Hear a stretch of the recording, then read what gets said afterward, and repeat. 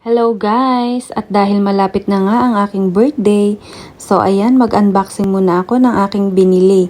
Regalo ko yan para sa aking sarili. Syempre, dapat treat natin ang sarili natin paminsan-minsan. Lalo na pag pagod tayo sa trabaho, 'di ba? Dapat meron din tayong treat para sa ating mga sarili. At saka nga pala, malapit ng birthday ko. Kaya pa-birthday ko na rin yan sa sarili ko. Sabi nga nila, wag puro trabaho, gumastos ka rin para sa sarili mo.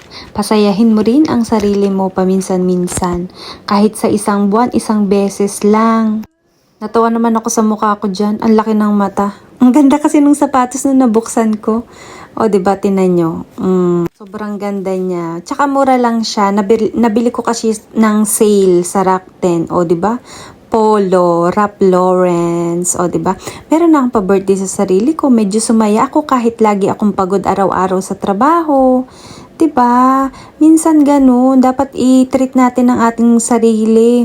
Pasayahin din natin minsan ang ating mga sarili, 'di ba? Sa mga ganyang bagay, shopping.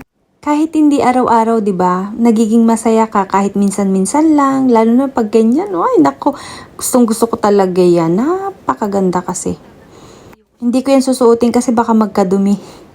Pangalis ko lang siya. Iba yung pantrabaho ko, tsaka pangalis. O, diba? Bye!